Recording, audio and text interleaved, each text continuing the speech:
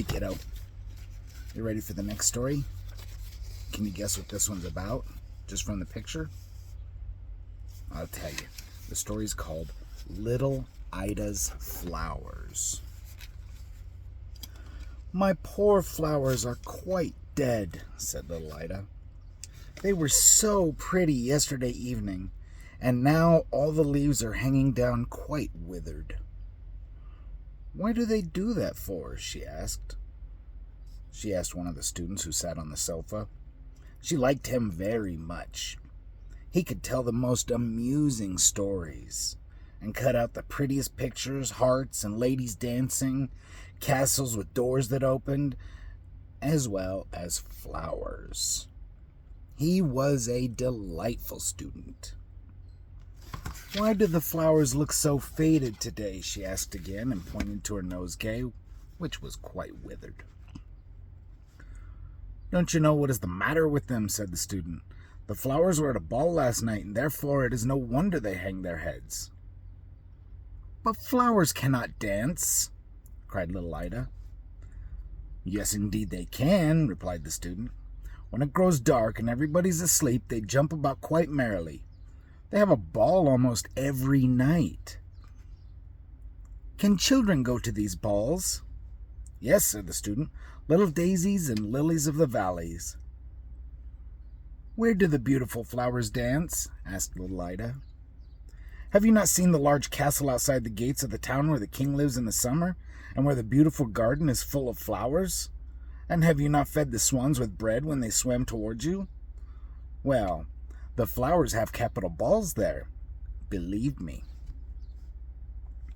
"I was in the garden out there yesterday with my mother," said Ida. "But all the leaves were off the trees, and there was not a single flower left." "Where are all the leaves? Where are they? I used to see so many in the summer." "They are in the castle," replied the student.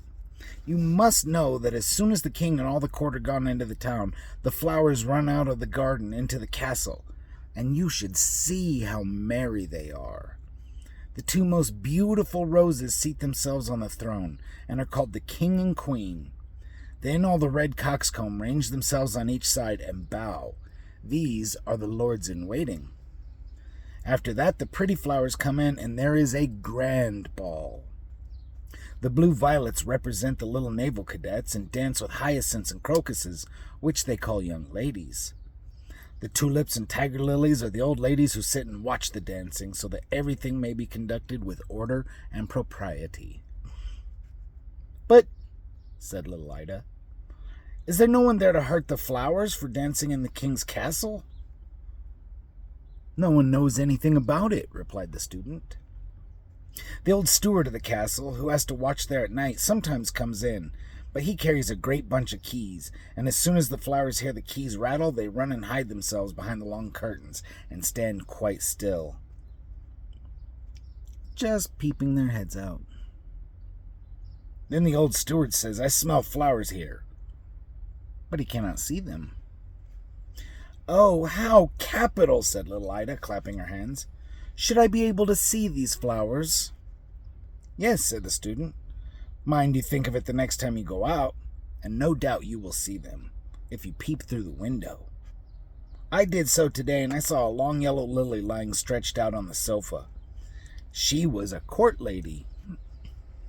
"Can the flowers from the botanical gardens go to these balls?" asked Ida. "It is such a distance." "Oh, yes," said the student, "whenever they like, for they can fly. Have you not seen those beautiful red, white, and yellow butterflies that look like flowers? They were flowers once. They have flown off their stalks into the air and flapped their leaves as if they were little wings to make them fly. Then, if they behave well, they obtain permission to fly about during the day, instead of being obliged to sit still on their stems at home. And so in time their leaves become real wings. It may be, however, that the flowers in the botanical gardens have never been to the king's palace, and therefore they know nothing of the merry doings at night, which take place there. I will tell you what to do, and the botanical professor who lives close by here will be so surprised." You know him very well, do you not? Well, next time you go into his garden, you must tell one of the flowers that is there is going to the grand ball at the castle. Then that flower will tell all the others, and they will fly away to the castle as soon as possible. And when the professor walks into his garden, there will not be a single flower left. He will wonder what has become of them. But how can one flower tell another? Flowers cannot speak. No, certainly not, replied the student. But they can make signs. Have you not often seen that when the wind blows, they nod at one another? And they rustle all their green leaves? Can the professor understand the signs? Asked Ida. Yes, to be sure he can. He went one morning into his garden and saw a stinging nettle making signs with its leaves to a beautiful red carnation. It was saying, "You are so pretty. I like you very much." But the professor did not approve of such nonsense, so he clapped his hands on the nettle to stop it. Then the leaves, which are its fingers, stung him so sharply that he has never ventured to touch a nettle since. "Oh, how funny," said Ida, and she laughed. "How can anyone put such notions into a child's head?" said a tiresome lawyer who had come to pay a visit and sat on the sofa. He did not like the student and would grumble when he saw him cutting out droll or amusing pictures. Sometimes it would be a man hanging on a gibbet and holding a heart in his hand as if he had been stealing hearts. Sometimes it was an old witch riding through the air on a broom and carrying her husband on her nose. But the lawyer did not like such jokes. And he would say, as he had just said, "How can anyone put such nonsense into a child's head? What absurd fancies they are!"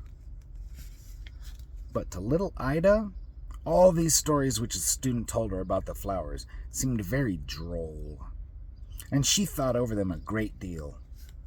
The flowers did hang their heads because they had been dancing all night and were very tired, and most likely they were ill. Then she took them into the room where a number of toys lay on a pretty little table, and the whole of the table drawer beside was full of beautiful things. Her doll Sophie lay in the doll's bed asleep, and little Ida said to her, "You must really get up, Sophie, and be content to lie in the drawer tonight. The poor flowers are ill, and they must lie in your bed. Then perhaps they will get well again." So she took the doll out, who looked quite cross and said not a single word, for she was angry at being turned out of her bed. Ida placed the flowers in the doll's bed and drew the quilt over them. Then she told them to lie quite still and be good, while she made some tea for them so that they may be quite well and be able to get up the next morning. As she drew the curtain closed round the little bed so that the sun might not shine in their eyes, during the whole evening she could not help think of what that student had told her. And before she went to bed herself, she was obliged to peep behind the curtains into the garden where all of her mother's beautiful flowers grew, hyacinths and tulips and many others. Then she whispered to them quite softly, "I know you are going to a ball tonight." But the flowers appeared as if they did not understand, and not a leaf moved. Still, Ida felt quite sure she knew all about it. She lay awake a long time after she was in bed, thinking how pretty it must be to see all the beautiful flowers dancing in the king's garden. "I wonder if my flowers have really been there," she said to herself. And then she fell asleep. In the night she awoke. She had been dreaming of the flowers and of the students as well as of the tiresome lawyer who found fault with them. It was quite still in Ida's bedroom. The night lamp burnt on the table, and her father and mother were asleep. "I wonder if my flowers are still lying in Sophie's bed," she thought to herself. "How much I should like to know." She raised herself a little and glanced at the door of the room where all of her flowers and playthings lay. It was partly open, and as she listened it seemed as if someone in the room was playing the piano, but softly and more prettily than she had ever before heard it. "Now all of the flowers are certainly dancing in there," she thought. "Oh, how much I should like to see them. but she did not dare move for fear of disturbing her father and mother. If they would only come in here, she thought. But they did not come. And the music continued to play so beautifully and was so pretty that she could not resist any longer. She crept out of her little bed, went softly to the door, and looked into the room. Oh, what a splendid sight there was, to be sure! There was no night lamp burning, but the whole room appeared quite light, for the moon shone through the window up on the floor and made it almost like day. All the hyacinths and tulips stood in 2 long rows down the room. Not a single flower remained in the window, and the flower pots were all empty. The flowers were dancing gracefully on the floor, making turns and holding each other by their long green leaves as they swung around. At the piano sat a large yellow lily, which little Ida was sure she had seen in the summer, for she remembered the students saying she was very much like Miss Lena, one of Ida's friends. They all laughed at him then, but now it seemed to little Ida as if the tall yellow flower was really like the young lady. She had just the same manners while playing, bending her long yellow face from side to side and nodding in time to the beautiful music. Then she saw a large purple crocus jump up in the middle of the table where playthings stood, go up to the doll's bedstead and draw back the curtains. There lay the sick flowers, but they got up directly and nodded to the others as a sign that they wished to dance with them. The old rough doll with the broken mouth stood up and bowed to the pretty flowers. They did not look ill at all now, but jumped about and were very merry. Yet none of them noticed little Ida. Presently it seemed as if something fell from the table. Ida looked that way and saw a slight carnival rod jumping down among the flowers as if it belonged to them. It was, however, very smooth and neat, and a little wax doll with a broad-brimmed hat on her head, like the one worn by the lawyer, sat upon it. The carnival rod hopped about among the flowers on its 3 red stilted feet, and stamped quite loud when it danced the mazurka. The flowers could not perform this dance. They were too light to stamp in that manner. All at once the wax doll which rode on the carnival rod seemed to grow larger and taller, and it turned round and said to the paper flowers, "How can you put such things in a child's head? They are all foolish fancies." And then the doll was exactly like the lawyer with the broad-brimmed hat, and looked as yellow and cross as he did. But the paper dolls struck him on his thin little legs, and he shrunk up again and became quite a little wax doll. Here's the picture.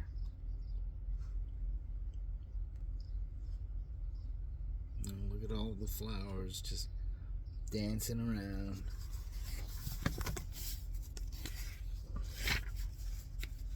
This was very amusing, and Ida could not help laughing. The carnival rod went on dancing, and the lawyer was obliged to dance also. It was no use. He might make himself great and tall, or remain a little wax doll with a large black hat. Still, he must dance. Then, at last, the other flowers interceded for him, especially those who had lain in the doll's bed, and the carnival rod gave up his dancing. At the same moment, a loud knocking was heard in the drawer, where Ida's doll Sophie lay with many other toys. Then the rough doll ran to the end table and laid himself flat down upon it and began to pull the drawer out a little way. Then Sophie raised himself and looked round quite astonished. "There must be a ball here tonight," said Sophie. "Why did somebody not tell me?" "Will you dance with me?" said the rough doll. "You are the right sort to dance with, certainly," she said, turning her back upon him. Then she seated herself on the edge of the drawer and thought that perhaps one of the flowers would ask her to dance. But none of them came. Then she coughed. But all for naught. No one came. The shabby doll now danced quite alone, and not very badly at all, as none of the flowers seemed to notice Sophie, so she let herself down from the drawer to the floor so as to make a very great noise. All the flowers came round her directly and asked if she had hurt herself, especially those who had lain in her bed. But she was not hurt at all. and Ida's flowers thanked her for the use of the nice bed and were very kind to her. They led her into the middle of the room where the moon shone and danced with her, while all the other flowers formed a circle round them. Then Sophie was very happy and said they might keep her bed. She did not mind lying in the drawer at all. But the flowers thanked her very much and said, "We cannot live long. Tomorrow morning we shall be quite dead. And you must tell Ida to bury us in the garden near the grave of the canary. Then in the summer we shall wake up and be more beautiful than ever." "No, you must not die," said Sophie, and she kissed the flowers. Then the door of the room opened and a number of beautiful flowers danced in. Ida could not imagine where they could come from. Unless they were the flowers from the king's garden. First came two lovely roses with little golden crowns on their heads. These were the king and queen. Beautiful stocks and carnations followed, bowing to everyone present. They also had music with them. Large poppies and peonies had pea shells for instruments and blew into them till they were quite red in the face. The bunches of blue hyacinths and the little white snowdrops jingled their bell-like flowers as if they were real bells. Then came many more flowers. Blue violets, purple heartsease, daisies, and lilies of the valley, and they all danced together and kissed each other. It was very beautiful to behold. At last the flowers wished each other good night. Then little Ida crept back into her bed again and dreamed of all that she had seen. When she arose next morning, she went quickly to the little table to see if the flowers were still there. She drew aside the curtains of the little bed. There they all lay, but quite faded, much more so than the day before. Sophie was lying in the drawer where Ida had placed her, but she looked very sleepy. "Do you remember what the flowers told you to say to me?" said little Ida. But Sophie looked quite stupid and said not a single word. "You are not kind at all," said Ida, "and yet they all danced with you." Then she took a little paper box on which were painted beautiful birds and laid the dead flowers in it. "This shall be your pretty coffin," she said, "and by, when my cousins come to visit me, they shall help me to bury you out in the garden, so that the next summer you may grow up again more beautiful than ever." Her cousins were two good-tempered boys whose names were James and Adolphus. Their father had given them each a bow and arrow, and they had brought them to show Ida. She told them about the poor flowers which were dead, and as soon as they obtained permission, they went with her to bury them. The two boys walked first with their crossbows on their shoulders, and little Ida followed, carrying the pretty box containing the dead flowers. They dug a little grave in the garden. Ida kissed her flowers, and then laid them, with the box, in the earth. James and Adolphus then fired their crossbows over the grave, as they had neither guns nor cannons.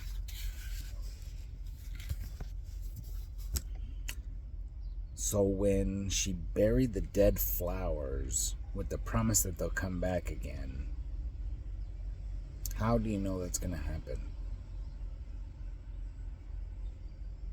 Seeds. There are seeds in the flower. And once they come back next spring, those seeds will sprout up new flowers. Not all flowers will seed and grow back so easy like that, but for the most part, that's how plants work. They grow and flower, and they're really beautiful, and they also have seeds in them. Maybe we'll study that one day. We'll read a story and have a science lesson. But until then, I love you, kiddo. Sweet dreams.